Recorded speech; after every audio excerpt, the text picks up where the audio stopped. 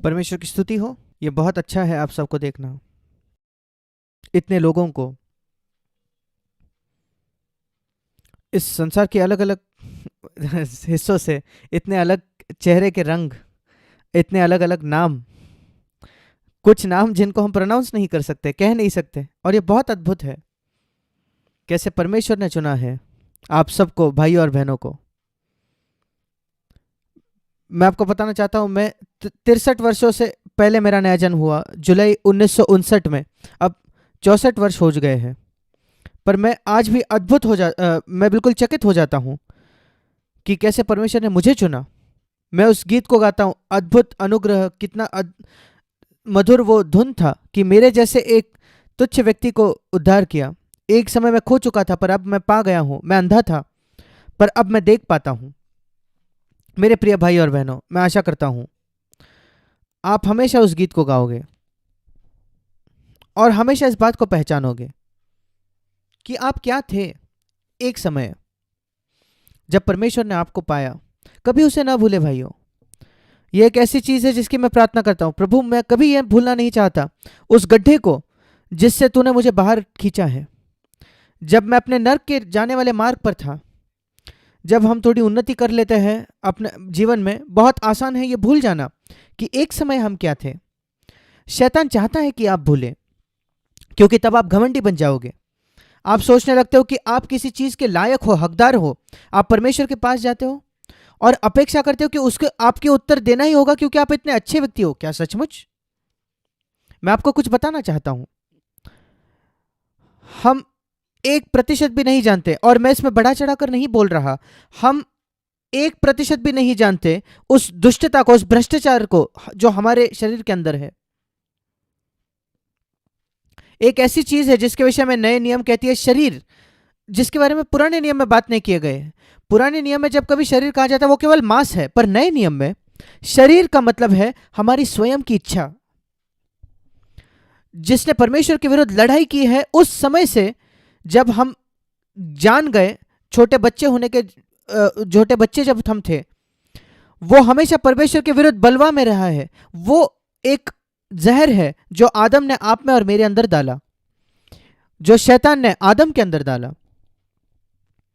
वो मूलभूत तौर पर क्या था कि आपको परमेश्वर की इच्छा नहीं करनी है। देखिए, पाप ये नहीं कि झूठ कहना, चोरी करना, व्यभिचार करना, खून करना नहीं। वो सारे पाप के परिणाम है। मूलभूत तौर पर उसके जड़ पर, अगर किसी पेड़ को आप काटना चाहते हो, आप कभी उसकी डालियां नहीं काटते, आप उसके पत्तों को नहीं काटते, वो वापस उग जाएगा। अगर आप एक पेड़ को काटना चाहते हो तो आप क्या करोगे? आप उसके जड़ तक जाओगे। यह इकलौता तरीका है एक पेड़ को उखाड़ने का। और बिल्कुल वैसे ही हमारे जीवन में भी कई बार कई लोग जब सोचते हैं पाप छोड़ने के विषय में, मन फिराव के विषय में, वो हमेशा डालियों से, पत्तों से, एक पत्ते को यहां काट दिया, एक पत्ते को, हाँ मैंने अब इस पेड़ को थोड़ा सा काट लिया, अब ये पेड़ थोड़ा बेहतर लगता है दूसरे लोगों के सामने। दूसरे लोग सोचते हैं कि मैं एक बेहतर व्यक्ति बन गया हूं। तो क्या, अगर आपने उस जड़ पर वार नहीं किया है तो हमेशा वो पाप बाहर आते होगा। शायद बाहरी तौर पर नहीं, पर निरंतर आपको तकलीफ देगा। आपके विचारों में, आपके विचारों को गंदा बनाएगा और आपको भक्तिहीन तौर पर काम करने पर मजबूर करेगा। सार्वजनिक तौर पर नहीं, नहीं, इस संसार के लोग भी सार्वजनिक तौर पर अच्छा बर्ताव करते हैं। केवल मसीह नहीं जो बाहरी बाहरी से अच्छा बर्ताव करते हैं। अधिकतर संसारिक लोग सार्वजनिक तौर पर अच्छा बर्ताव करते हैं, क्योंकि वो एक अच्छी कीर्ति चाहते हैं। आपके घर में आप कैसा बर्ताव करते हो? जब कोई आपको देख नहीं रहा, केवल आपकी पत्नी और आपके पति ही आपको देखते हैं और आपके बच्चे आपको देखते हैं, तब अपने जीवन का मूल्यांकन करें। उससे करें। सबसे पहली बात, आप अपने पत्नी से कैसा बर्ताव करते हो? इस पूरे वर्ष में पिछले वर्ष कैसा था? क्या इस वर्ष वो बेहतर होने वाला है? अगर आप उस जड़ से न व्यवहार न करो तो नहीं होगा। इस वर्ष भी वैसा ही होगा। लोग नए वर्ष के रेजोल्यूशन बनाते हैं, निर्णय लेते हैं, वो केवल 1 या 2 हफ्ते तक ही टिकते हैं। अगर सचमुच आपके पास निश्चय है तो 3 हफ्ते, पर कुछ दिन और दूसरे हफ्ते तक वो खत्म हो जाता है। आप अपने पुराने जीवन को लौट जाते हो। पर ऐसा होने की जरूरत नहीं, ऐसा नहीं होना चाहिए। परमेश्वर ने अपने बेटे को इस पृथ्वी पर इसलिए नहीं भेजा कि वो हमें वैसे ही अवस्था में छोड़ दे। परमेश्वर ने अपने पवित्र आत्मा को इसलिए नहीं भेजा पेंटिकॉस्ट के दिन कि हमें अपने बच्चों को वो असहाय, हारा हुआ अपने पारिवारिक जीवन में वैसे ही छोड़ दे, जो पवित्र होने का नाटक करते हैं कलीसिया में, बाहरी तौर पर दिखावा करते हैं। नहीं, परमेश्वर ने अपने पवित्र आत्मा को इसलिए नहीं भेजा कि वो हम बेहतर पाखंडी बन जाए। उसने अपने पवित्र आत्मा को भेजा ताकि वो पाप के जड़ से निकाल सके। मैं आपको एक वचन दिखाना चाहता हूं। सबसे पहले, अगर आपके पास बाइबल है तो मेरे साथ निकालिए, मत्ती इसका 3 अध्याय। आप जानते हो यूहन्ना बपतिस्मा देने वाला, उसको यीशु का अग्रदूत करके भेजा गया था यीशु के पहले, और कई चीजें थी जो उसने कही, जिसने उस मार्ग को तैयार किया मसीह के लिए, और जिसको हम याद कर सकते हैं, क्योंकि यूहन्ना बपतिस्मा की जो सेवकाई है वो हमारे हृदय को भी तैयार करता है मसीह को स्वीकार करने के लिए। और उसका मुख्य संदेश क्या था? यूहन्ना बपतिस्मा का मुख्य संदेश था मन फिराओ, मन फिराओ, मन फिराओ। वो बपतिस्मा, मन फिराओ का बपतिस्मा प्रचार करते हुए आया। उसने वही कहा, मन फिराओ का बपतिस्मा। उसने कहा मत्ती 3 उसके 7वें वचन में, मन फिराओ के योग्य फल लाओ। 8वां वचन, सॉरी। आपके जीवन में एक ऐसा फल होना चाहिए जो इसके योग्य होना चाहिए कि आप कहते हो कि आपने मन फिराए है। कई कई वर्षों तक मैं प्रचार कर रहा हूं। परमेश्वर ने मुझे बुलाया उसकी सेवकाई करने के लिए 1964 में। यह लगभग 60 वर्षों पहले की बात है। परमेश्वर ने मुझे एक दिन बुलाया जब मैं भारतीय नौसेना में काम कर रहा था, मेरी नौकरी छोड़ने के लिए और उसकी सेवकाई करने के लिए, और मैंने तुरंत उसकी आज्ञा मानी। यद्यपि नौसेना ने मुझे 2 साल तक जाने नहीं दिया, आखिरकार 1966 में उन्होंने मुझे जाने दिया, 56 वर्षों से भी ज्यादा। और यह सबसे बड़ा आनंद रहा है मेरे जीवन का कि मैं कोशिश करूं उसकी सेवा करने की और उस घोषणा करूं उस शुद्ध सुसमाचार की। मैं शुरुआत में नहीं जानता था। मेरे नए जन्म के बाद 16 वर्ष तक मैं हारा हुआ मसीह था। मैं पूर्ण तौर पर समझता हूं कि आप क्या महसूस करते हो। मैं एक हारा हुआ मसीह था। कई वर्षों तक मैं ईमानदार था, मेरा नया जन्म हो चुका था, पर वो एक सर्कल के समान, गोल के समान था। वो कभी खत्म नहीं होता था। पाप करो, ये कहो कि मुझे माफ करो, मसीह के लहू से शुद्ध होना, फिर एक बार पाप करना, कहना कि प्रभु मुझे माफ करो, मसीह के लहू से शुद्ध होना, फिर एक बार पाप करना, कहना मुझे माफ करो और मसीह के लहू से शुद्ध होना। अपने पत्नी से गुस्सा होना, कभी कभी सॉरी भी नहीं कहना, माफ, परमेश्वर को कहना माफ करो पर अपने पत्नी से नहीं, फिर मन फिराओ। और ये कभी ना खत्म होने वाला एक गोल चक्कर था। पर मैं परमेश्वर का धन्यवाद देता हूं कि मेरे जीवन में एक दिन आया जब परमेश्वर ने उसका एक अंत किया। अब मैं उस कभी ना खत्म होने वाले चक्कर नहीं काट रहा, मैं उससे छुड़ा दिया गया हूं। एक दिन जब परमेश्वर ने मुझे अपने पवित्र आत्मा से भर दिया और मैंने देखा कि मुझे न केवल शुद्ध होने की जरूरत है, वो केवल उस कटोरे को अंदर से साफ करना हुआ। यहां एक ग्लास है मेरे सामने, हम उसमें पानी डालने से पहले हम उसको अंदर से साफ करते हैं, केवल बाहर से नहीं पर अंदर से भी, और फिर उसे खाली ना छोड़े। केवल यीशु को शुद्ध करने के लिए ना मांगे, पर आपका हृदय तब भी खाली होता है। वो अच्छा है, वो शुद्ध तो है, कटोरा अंदर से साफ हो चुका है, पर आप क्यों कटोरे को साफ करते हो, कप को? अगर आपको चाय पीना है या एक गिलास पानी पीना है, आप उस पानी को उसको अंदर डालते हो। और क्यों परमेश्वर ने हमारे हृदय को शुद्ध किया? उसे खाली छोड़ने के लिए नहीं। मुझे यही डर है, मुझे सचमुच डर है कि आप में से कई मेरे भाई और बहनों, आपका हृदय शुद्ध है, परमेश्वर की स्तुति हो उसके लिए। आप जानते हो कि यीशु मसीह का लहू आपको शुद्ध करता है पाप से, पर क्या वो भर चुका है आपका हृदय, या आप एक खाली कटोरे के समान है और आप संघर्ष कर रहे हो, संघर्ष कर रहे हो, आप प्यासे हो, प्यासे हो, प्यासे हो, क्योंकि पानी नहीं है। हमें पवित्र आत्मा से भरने की जरूरत है। और मैं आपको बताना चाहता हूं, अगर पवित्र आत्मा की भरपूरी यह सबसे महत्वपूर्ण चीज है मसीह जीवन में, मेरा यह विश्वास है कि वो है बाइबल के अध्ययन से भी ज्यादा। अगर बाइबल सबसे महत्वपूर्ण चीज होती, जो प्रिंट की हुई बाइबल थी, छपी हुई बाइबल जिसकी हमें जरूरत होती, तो परमेश्वर जो प्रिंटिंग होता उसकी खोज कम से कम यीशु मसीह के 100 वर्ष पहले होने देता, ताकि जो कुछ प्रेरितों ने प्रचार किया और जो यीशु ने कहा उसको तुरंत छापा जाता, प्रिंट किया जाता। और पेंटिकॉस्ट के दिन से प्रत्येक व्यक्ति के पास एक बाइबल की प्रत होती, और जहां कहीं पौलुस जाता वो बाइबल बांट सकता था।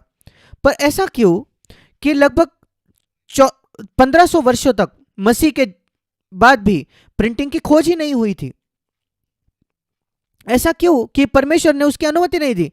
क्या आप जानते हो कितना बहुमूल्य है एक प्रिंटेड बाइबल होना अपने पास? मैंने सोचा अगर मैं पहले शताब्दी में जीता, कोई प्रिंटेड बाइबल नहीं होता, और जो कुछ पुराने नियम की जो हस्तलिखा थी वो इतने महंगा होती थी कि वो केवल आराधनालय में एक कॉपी आपको मिलती। और अगर पौलुस कोई पत्र लिखता जो आज हमारे पास है, इतने अलग अलग भाषांतर है आज हमारे पास, कहीं उस समय एक प्रत होती और पूरे संसार में शायद 10 कॉपी हो सकती थी पौलुस के पत्रियों की, और हम उस जगह भी नहीं होते शायद जहां हमारे पास वो उपलब्ध हो। क्या आप कल्पना कर सकते हो कि मसीह उस दिनों कैसे जीते थे? क्यों परमेश्वर ने अनुमति नहीं दी प्रिंटिंग की खोज होने की? कुछ वर्षों पहले, कुछ 100 वर्षों पहले, मसीह आने के पहले मैंने इसके विषय में सोचा है। यह नहीं कि बाइबल बहुत महत्वपूर्ण नहीं है, मैं आपको बताना चाहता हूं उससे भी कुछ ज्यादा महत्वपूर्ण है पवित्र आत्मा से भरपूर होना। वो शुरू हुआ पेंटिकॉस्ट के दिन। मसीही जी नहीं सकते थे पवित्र आत्मा से भरे बिना। हम लोगों को बताते कि बाइबल प्रतिदिन पढ़िए। मैं प्रतिदिन बाइबल पढ़ता हूं। मेरे जितना मैं जान तक तो मुझे पिछले 64 वर्षों तक मैंने हर दिन बाइबल पढ़ा है मेरे नए जन्म से। आज भी सबसे पहली चीज जो मैं करता हूं सुबह उठने के बाद वो है मेरे स्वर्गीय पिता से बात करना, और कम से कम कुछ वचन पढ़ना बाइबल से, कभी कभी काफी ज्यादा, कभी कभी पूरे पूरे अध्याय। मैं आज भी वो करता हूं और आज भी मैं उससे इतना कुछ प्राप्त करता हूं। यह इतनी बहुमूल्य पुस्तक है कि मैं उसके बिना कहीं जा नहीं सकता। पर मैं आपको यह बताना चाहता हूं, कई लोग जेल में डाल दिए गए, उनके बाइबल छीन लिए गए हैं। मसीह वे कैसे जीवित रहे बिना बाइबल के? पवित्र आत्मा की वजह से। और इसलिए मैं आपको बताना चाहता हूं, मैं आपको यह नहीं कह रहा हूं कि बाइबल को तुच्छ जाने, उसको मूल्य न दे, क्योंकि हम सत्य को तब तक नहीं जानेंगे जब तक हम बाइबल नहीं पढ़ेंगे। पर मुझे यह डर है कि आप में से कई परमेश्वर के लिखे हुए वचन को पवित्र आत्मा के सामर्थ्य से ज्यादा मूल्य देते हो। हमें दोनों की जरूरत है, हमें दोनों की जरूरत है। उदाहरण के तौर पर जब एक ट्रेन होती है, एक ट्रेन की जरूरत क्या है? एक ट्रेन को पटरी की जरूरत है। अगर पटरी नहीं होगी तो ट्रेन नहीं चलेगी, और वो पटरी है परमेश्वर के वचन, और वो पटरी बिल्कुल सीधे होने चाहिए। अगर थोड़ा भी ब्रेक होगा तो वो ट्रेन पटरी से उतर जाएगी। और पटरी जो है परमेश्वर का वचन है, मैं उसका मूल्य करता हूं। पर वो जो ट्रेन है वो वैसे के वैसे ही खड़े होगी अगर आपके पास केवल पटरी है तो। उसे थोड़े सामर्थ्य की जरूरत है, डीजल देने की जरूरत है, या स्टीम भाप देने की जरूरत है, या इलेक्ट्रिसिटी। अलग अलग तरीकों से ट्रेन जो दौड़ती है वो सबसे महत्वपूर्ण है। वही हमें अपने जीवन में भी जरूरत है। हमें पटरियों की जरूरत है। हाँ, सतर्क रहिए। मैं बहुत सतर्क होता हूं बाइबल के वचन के बारे में। मैंने बहुत ज्यादा उसकी पढ़ाई किया, अध्ययन किया है। मैंने उसके कई नोट्स लिखे हैं मेरे बाइबल में, मेरे बाइबल के बाहर भी, क्योंकि मैं बिल्कुल सही होना चाहता हूं, सटीक होना चाहता हूं। अगर जो लॉयर्स होते हैं, वकील होते हैं, अगर लीगल डॉक्यूमेंट इतने अच्छे से पढ़ाई करते हैं, मैं कहता हूं प्रभु मैं उनसे 10 गुना ज्यादा सतर्क होना चाहता हूं परमेश्वर के वचन को पढ़ते हुए। क्योंकि मैं देखता हूं कि इस संसार में इतना धोखा चल रहा है आजकल। क्योंकि मैं देखता हूं कि पहला जो प्रलोभन आया, सबसे पहला प्रलोभन जो हवा के पास आया, क्या आप जानते हो वो क्या था? मैं आपको बताना चाहता हूं। उत्पत्ति उसका 3रा अध्याय, सबसे पहले शब्द जो शैतान ने हवा से कहे, उसे भ्रमाने के लिए, धोखा देने के लिए और आदम को भटकाने के लिए। यह अच्छा है कि हम बाइबल को ध्यान से पढ़े और धीरे पढ़े। क्या आप जानते हो पहले शब्द क्या थे जो शैतान ने हवा को कहे? मुझे लगता है आप में से ज्यादातर कहोगे कि शैतान ने कहा उस फल से खाओ, उस मना किए हुए फल से खाओ। नहीं, वो शैतान ने नहीं कहा। ध्यान से पढ़िए। सबसे पहले वचन, उत्पत्ति 3रा उसका पहला अध्याय, 3रा अध्याय पहला वचन, शैतान के पहले शब्द थे, क्या सच है कि परमेश्वर ने कहा है? या इंग्लिश में, क्या परमेश्वर ने वाकई ये कहा है? क्या आपने ये समझ लिया? पहला प्रलोभन क्या था? कि परमेश्वर के वचन पर आप शक करो। ये नहीं उस फल से खाओ, नहीं नहीं, क्या परमेश्वर ने वाकई ये कहा है? उसे ध्यान से पढ़िए उत्पत्ति 3:1 में। और उसके वजह से हवा के मन में शक पड़ गया, और आपके मन में भी संदेह आता है, क्या यह सचमुच परमेश्वर का वचन है? क्या आप निश्चित हो? और एक बार हम संदेह करने लगते हैं, और कितने लाखों लोग हैं जो भटक जाते हैं, इसकी वजह से धोखा खा जाते हैं। क्या यह सचमुच परमेश्वर का वचन है?